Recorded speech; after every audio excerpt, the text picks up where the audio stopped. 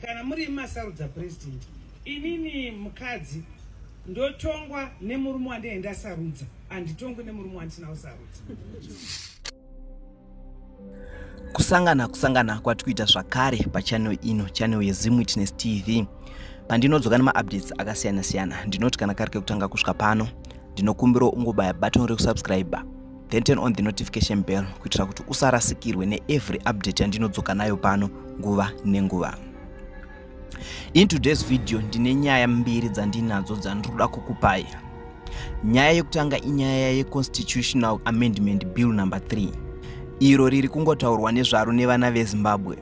Vamwe ndivo vari kuti rakanaka kwazvo, asi vamwewo ndivo vari kuti hariite.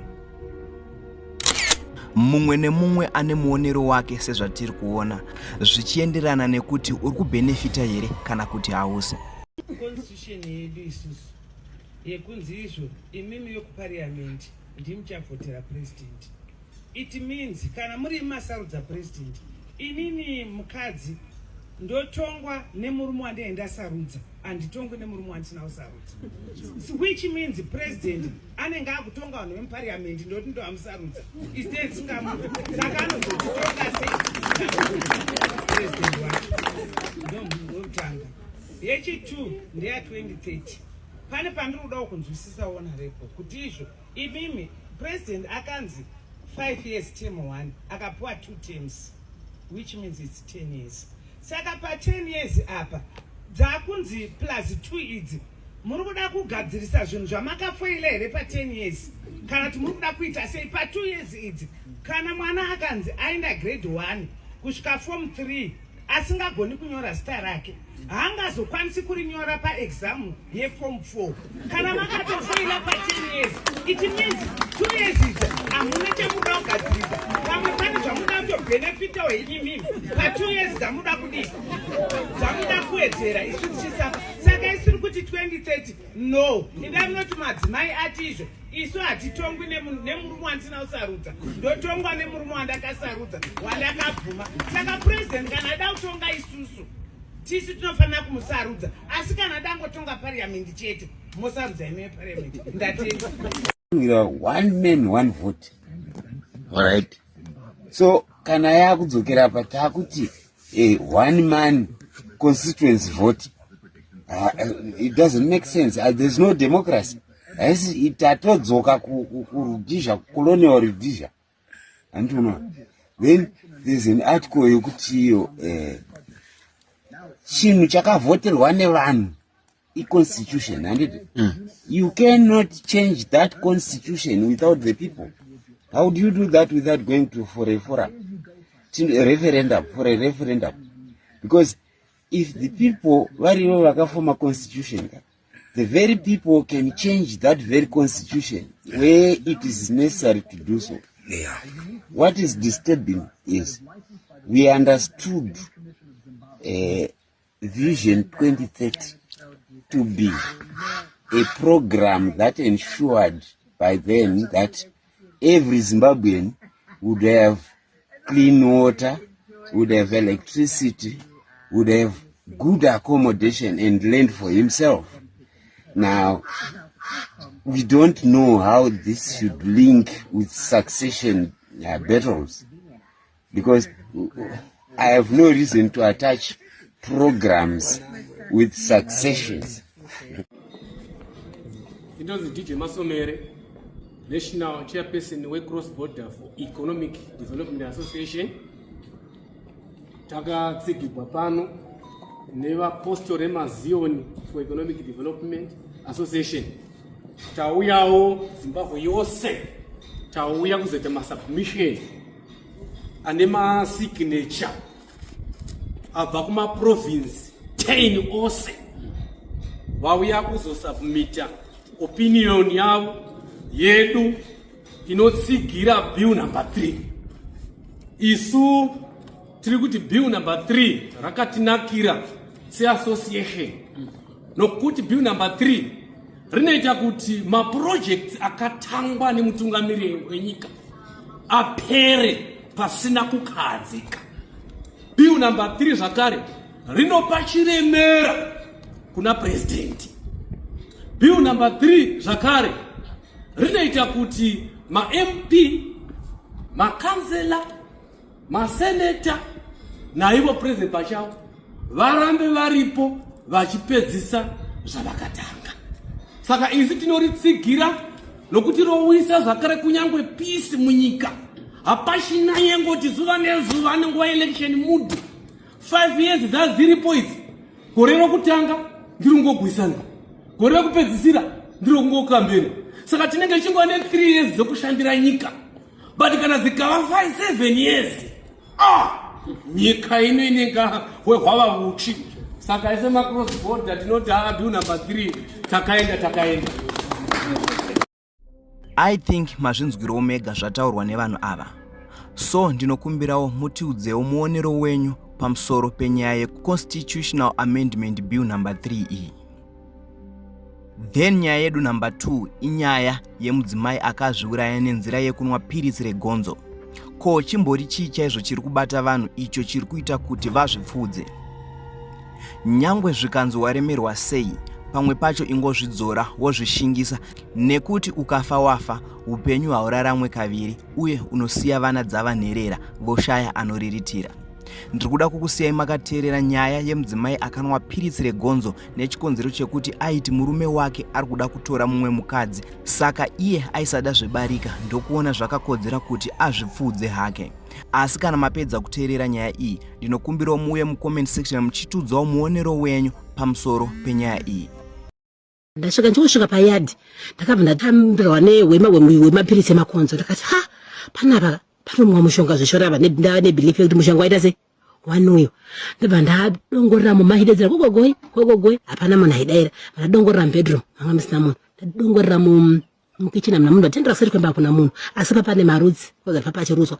Ndikati ini ndichirege ndidzokere kumba kwamai panext door pacho ndauza kuti ini munhu uyu mushonga anwa asi iye handisi kumuona. Ndada kuti step ndichifamba ndichienda kumba kunoza neveve.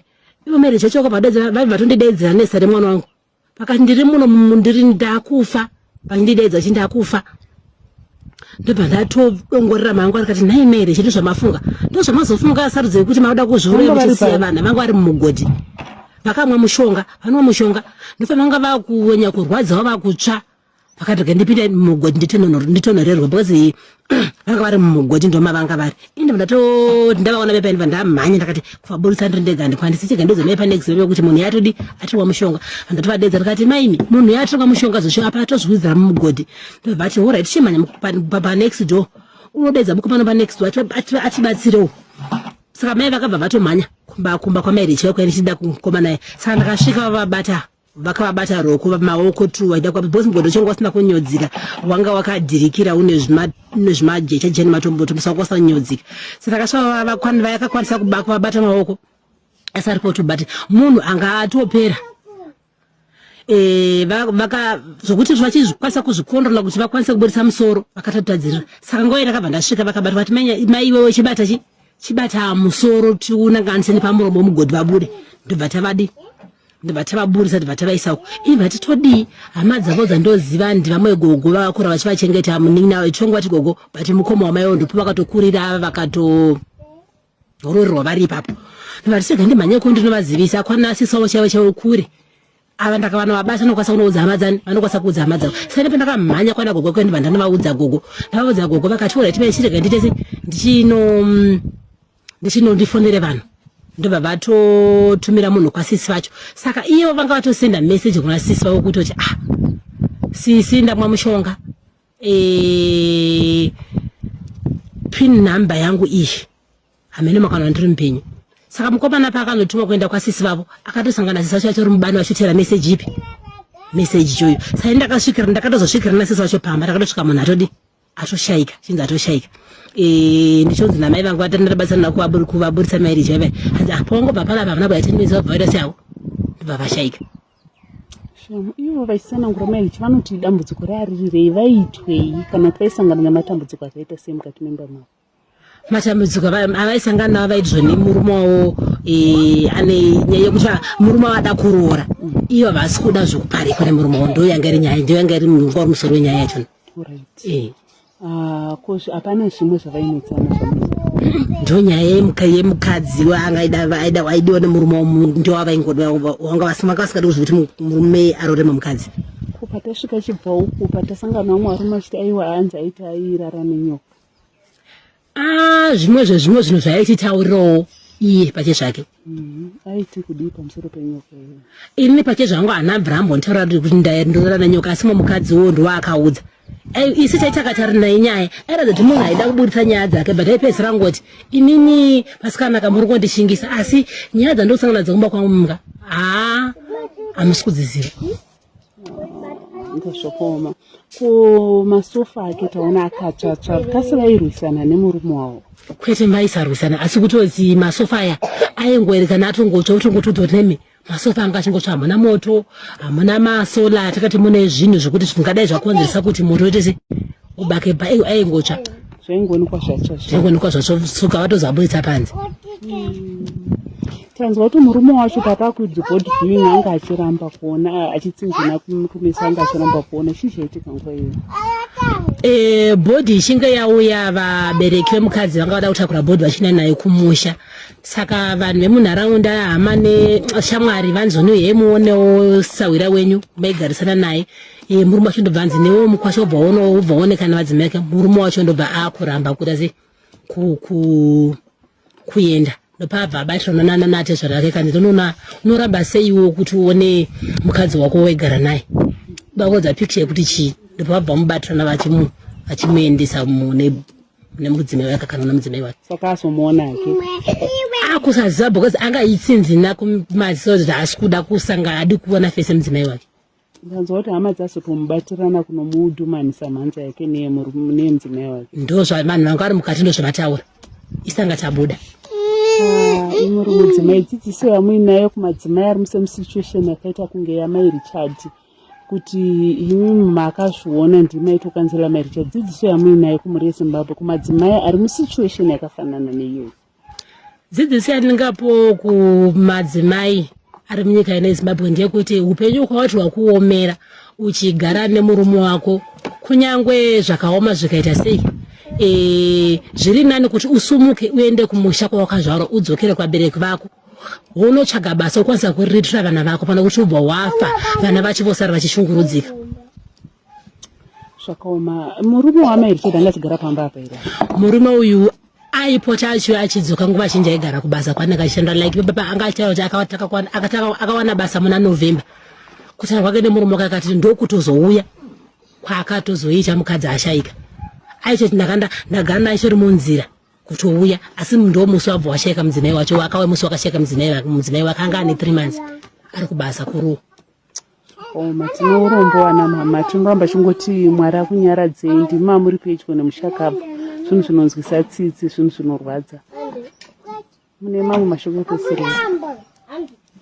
Mashoko ako ekupedzisa ndeyekungoti vana maika tisapererwe mukati meupenyu hwedu nesuwo tiri vabereki vevana, kana uchityira kuti vana vanozoita sei kana murume wangu achinge kana uchityira kuti nini ndakabva pamba nevana vanotambudzika, vana vatambudzika munyika munomu. Mune zvinhu zvakawanda zvokuti vamwe vari kutengesa madomasi chaiwo vachikwanisa kuriritira mhuri dzavo. Saka semadzimai tokurudzirawo madzimai kuti ngatitengese, ngatidzidzei kushanda tikwanise kuchengeta mhuri dzedu, nekuti kune dzimwe chirikadzi dzakatofirwawo nevarume vadzo vari vadiki asi vakwanisa kuenderera mberi kuridza magadheni chaiwo vanavo vakaenda kumayunivhesiti nasa kutochengetwa.